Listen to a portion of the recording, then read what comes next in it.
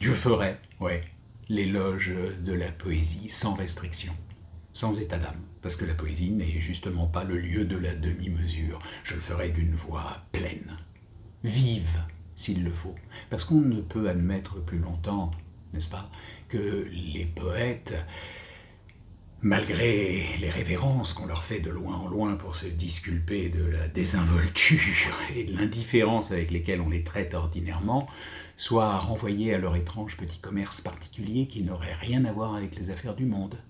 Je ferai l'éloge de la poésie pour tous, non pas, voyez-vous, comme un agrément, un ornement de l'existence ou je ne sais quelle distinction supérieure, comme une nécessité vitale. Mais si on veut aller plus loin sur le chemin d'aventure où je vais mener le lecteur, j'aime l'allure poétique à saut et à gambade, comme Montaigne. Levons d'abord un premier malentendu. Un randonneur ne peut pas marcher avec un caillou dans la chaussure. On loue généralement la poésie pour ce qu'elle n'est pas, et même pour ce qu'elle se refuse à être. Étrange paradoxe qui s'explique aisément, on loue la poésie au nom de l'idée qu'on se fait d'elle, et qui, pour la plupart d'entre nous, s'est constituée sur la foi de quelques poèmes aléatoirement rencontrés et indiqués comme modèles.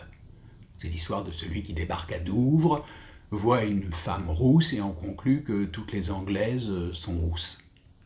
On comprend donc que, faute d'y être allé voir de plus près, l'idée que le commun des mortels se fait de la poésie soit nécessairement réductrice, simplificatrice et le plus souvent lénifiante. On ne saurait bien sûr le lui reprocher, le phénomène de l'opinion courante fondée sur une vue partielle et restreinte de la chose dont il parle affecte tous les domaines. Il se trouve cependant que, concernant la poésie, l'opinion courante est si ancienne, si constante, si cohérente et si partagée, qu'elle s'est constituée dans l'inconscient et l'imaginaire collectif en vérité irrévocable. Que dit-elle ? Vous le savez.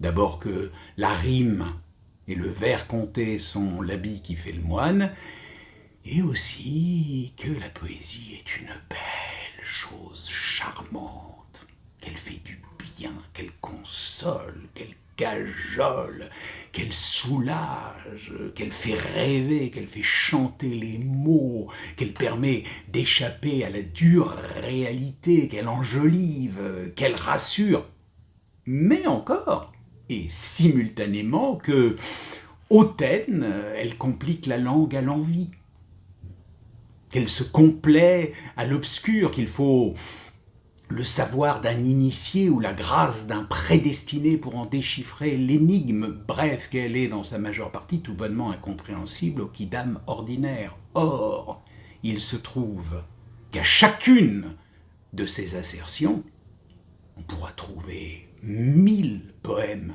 qui la démentent. Agaçant, non ?